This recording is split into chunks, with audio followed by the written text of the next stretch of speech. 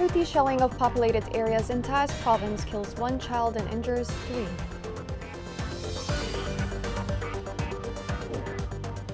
Houthi recent escalation undermines regional and international peace efforts in Yemen.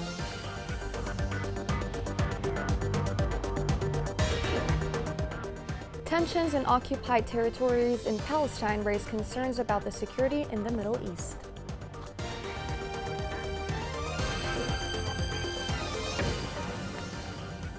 Welcome to Yemen Today TV. This is the English news with me, Shaza Abdel. The start is from Taiz province, where the Houthi shelling of populated areas killed 1 girl and also injured 3 members of her family. The city was rocked by 3 more violent explosions due to the constant Houthi bombing of residential areas in the area. Also in Taiz, the Houthi militia targeted residential neighborhoods in the north of the city, causing casualties among civilians.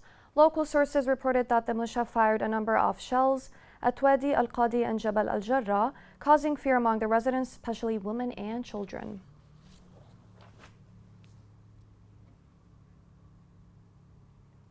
The Houthi recent escalation in Ma'rib and Taiz raised concerns over the prospects of peace in Yemen.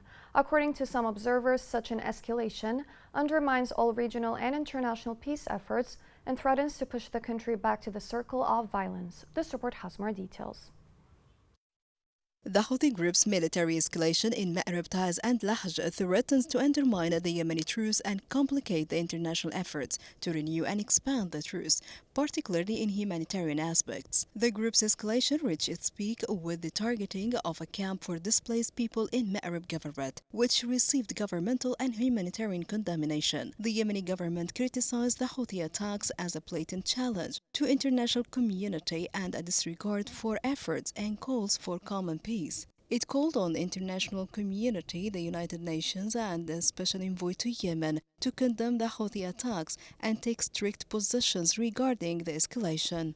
Despite the escalatory development by the Houthis, the Yemeni Presidential Leadership Council confirmed the council's support for peace efforts and accused the group of not being serious about reaching peace. It has emphasized the importance of peace in the country, stating that the people believe in and aspire for lasting peace. Moreover, it accused the Houthi group of thwarting international efforts to achieve peace, despite government concessions, as well as it emphasized the importance of confidence-building stages, including a comprehensive ceasefire, release of prisoners and abductees, lifting the siege on Taiz, and opening roads between cities and governorates. Besides, it called on the international community and the United Nations to implement the UN resolutions and take deterrent measures. Political parties in Ma'rib denounced the Houthi escalation and affirmed their adherence to the basic terms of reference for negotiations. The Yemeni Governance Council's head Rashad al-Alimi warned against inaction against the Houthis' malicious threats to international peace and security. The Houthi militia announced the death of one of its senior military commanders under unknown circumstances. The Houthi militia grieved the dead commander under mysterious circumstances in Sana'a, amid reports of that reason for his death is the infighting of the group's parts. Here in Yemen, a 9-year conflict has created one of the worst humanitarian and protection crises this world has ever seen. More than 21 million people, including 4.5 million internally displaced people, need humanitarian assistance. And nearly 71,000 refugees and asylum seekers are sheltering in this war-torn country that has seen its economy devastated and is experiencing climate shocks. As part of the humanitarian community and as the representative of UNHCR in Yemen, I'm proud that our teams and our partners are doing crucial work to aid those in the greatest need. And it's unfortunate, but the reality is that Yemen remains one of the most dangerous places to operate. And most recently, we have tragically lost a fellow humanitarian, all while serving humanity. Humanitarians should not be targets. They should be protected in doing life-saving work. We should not forget that most of our colleagues are nationals whose lives are sometimes at even greater risk than international staff. The Houthi militia admitted the arrest of dozens of children in Al-Bayda. Informed sources reported to Yemen Today TV that Houthi leaders in Al-Bayda admitted arresting dozens of children and placing them in public prisons alongside a group of criminals. The Houthi militia kidnapped Abu Zaid al-Kumaim, head of Teachers Club, from his home in Sana'a. In addition, sources close to him reported that the Houthi militia abducted al-Kumaim after surrounding his house and taking him to an unknown location. Such a Houthi move comes as part of the group's campaign of repression and intimidation practiced against the educational staff.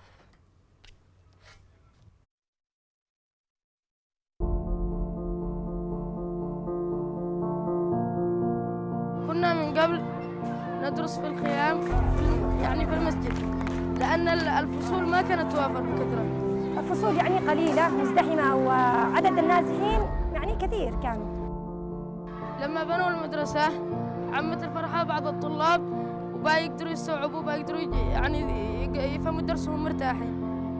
وعملت على تماسك المجتمع المضيف مع النازحين وأصبحوا مخرجة التعليم ذات جودة عالية. تخلصنا من الخيام ومن الدراسة خارج المدرسة، الآن كل الطلاب يدرسوا داخل المدرسة. والله نفسية الطلاب كانوا مرتاحين لدرجة إنه زاد الإقبال الطلاب على المدرسة إقبال شديد.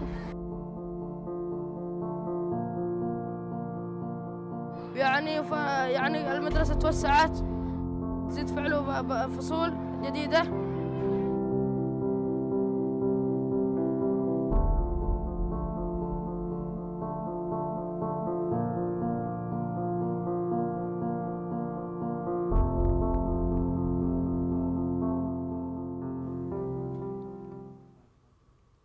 Massam Project reported they removed and destroyed more than 1,000 explosive remnants of the war in the first week of October 2023. The total number of mines that has been cleared over a month is about 400,000 mines and explosive devices. Moving to Palestine, where escalation is mounting after the operation that was carried out early on Saturday morning by the Palestinian resistance. Hundreds of rockets from Gaza was launched towards Israel. Palestinians are fighting for their life and their freedom. Ibrahim Amer reports. Israel is fighting to push Palestinian militants out of its territory a day after the Palestinian resistance launched a deadly assault from Gaza. Israeli Prime Minister Benjamin Netanyahu vowed retaliation and warning of a long and difficult war ahead. Saturday's shock attack led to the deadliest day in decades for Israel and came after months of surging violence between Palestinians and Israelis. Questions are also swirling over how the Israeli military and intelligence apparatus appear to be caught off guard in one of the country's worst security failures. Israel responded Sunday by formally declaring war against the Palestinian resistance, setting the stage for a large-scale response. Netanyahu had previously warned Israel would take mighty revenge, urging Palestinians living in Gaza to leave now and adding that the military was clearing terrorists out of the Israeli communities and restoring control. Throughout Saturday and into Sunday, the Palestinian resistance launched thousands of rockets from the Gaza Strip into Israel, making direct hits on multiple locations inside the country, including Tel Aviv. While armed groups entered Israel and infiltrated military bases, towns, and farms and taken hostages. The number of dead in Israel following the surprise attack by the resistance on Saturday is likely to be over 600. A further 2,000 have been injured, Israeli media reported. Israel has responded by launching airstrikes on what it said were Hamas targets in Gaza, while its forces clash on the ground with fighters in villages, army bases, and border crossings. Israeli warplanes continued to bound Gaza on Sunday morning, with the Israeli Defense Forces saying it had struck 426 targets in Gaza, including 10 towers used by Hamas. Israel said that drones were used overnight Saturday to strike a number of terrorist squads in the area surrounding the Gaza Strip.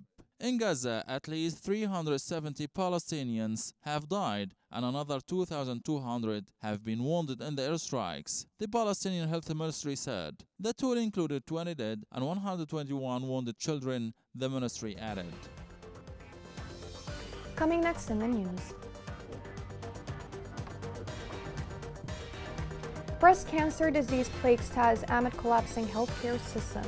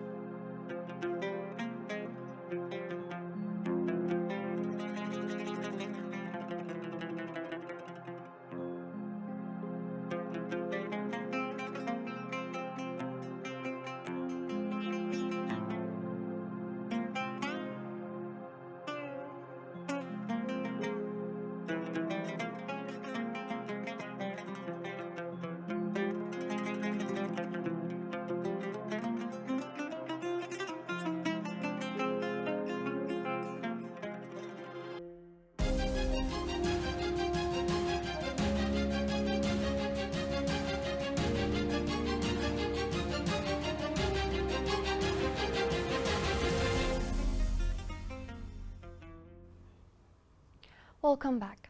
The Minister of Interior revealed the formation of a higher committee specialized in immigrant issues. In his meeting with the acting head of the International Organization for Migration's mission in Yemen, the minister pointed out that immigrants from the Horn of Africa countries receive proper treatment from the people and the government. A recent international report revealed the end of oil exports caused the Yemeni government losses of more than $1 billion in 10 months. The report said the end of oil exports is limited government's ability to confront the economic and humanitarian challenges in the country.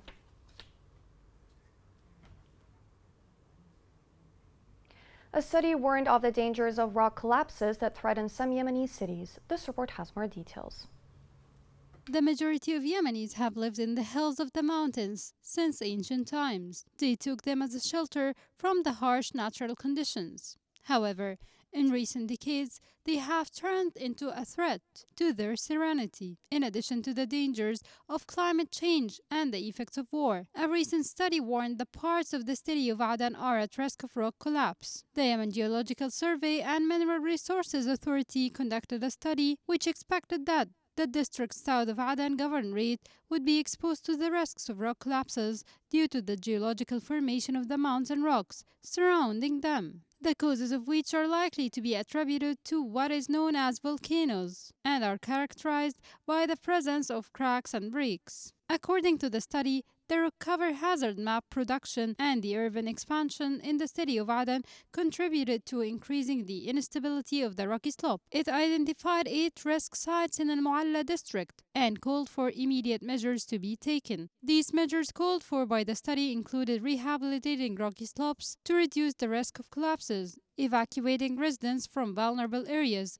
placing warning signs in those areas, and taking the necessary measures to prevent human disasters in these areas. The study called for developing a national plan to reduce the risks of rock slides, establishing a system to monitor rock slides, and educating residents about the dangers of rock slides, in addition to developing legislation to regulate urban expansion in areas at risk. Nearly 2 years ago, 4 workers in Aden were killed in a rock collapse during a crushing operation near a mountain in the city of Buraiqa, west of the city. Experts at that time suggested that unsupervised crushing work was the cause of the collapse.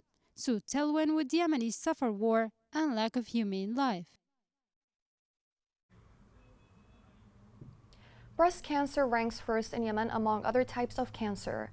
Patients face many risks due to the collapse in health services. This report has more details. breast cancer is witnessing a significant increase among women in Taiz. Statistics say that more than 1,700 cases have been recorded at Al Amal Center for the Treatment of Cancer Tumors. This increase is attributed to a lack of awareness of the importance of early detection and limited health services, in addition to other reasons, according to specialists. Women can use random medications such as contraceptives or different injections. These are hormonal treatments, and over the long term, it can cause breast cancer. People are lacking awareness about breast cancer disease and its causes, which put them at risk of getting the disease. The number of breast cancer cases in Taiz is increasing from one year to another, as are the cases of other types of cancer, which makes Al Amal Center for Cancer Treatment unable to diagnose and provide treatment for more than 11,000 patients in Taiz and 5 neighboring governorates. نحن بحاجة إلى إمكانات تجهيزية للمختبرات التشخيصية للفحص التصوير. We need many equipment and devices for the labs here that are very important and a must-have for early diagnosis of cancer. But unfortunately, these devices are not available in Taiz. We need at least 3 new devices to be able to treat patients and detect the disease at early stages. Cancer is like any other disease. If you discover it early, it can be easily treated with a much lower cost than discovering it at late stages. The number of patients is increasing dramatically. Breast cancer represents the highest rates among other kinds of cancer. We can control the spread of the disease through the awareness and proper planning. This month, we are conducting field visits to schools, universities, and women gatherings to provide awareness and early detection. The launch of the PINK campaign and activities related to breast cancer during the month of October is one of the efforts of the National Cancer Foundation aimed to increase awareness of the importance of early detection and diagnosis to reduce the spread of the disease and increase the recovery rate.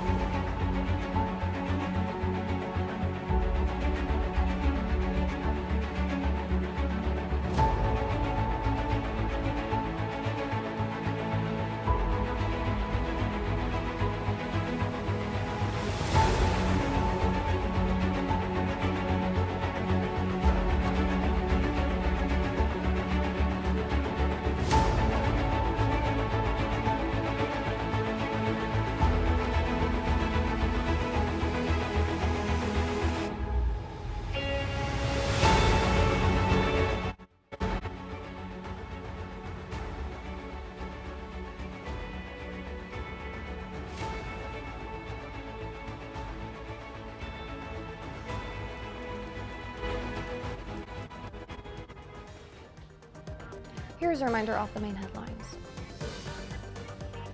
Houthi shelling of populated areas in Taiz province kills 1 child and injures 3.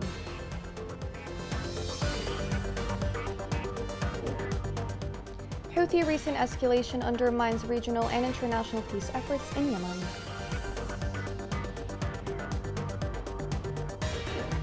Tensions in occupied territories in Palestine raise concerns about the security in the Middle East.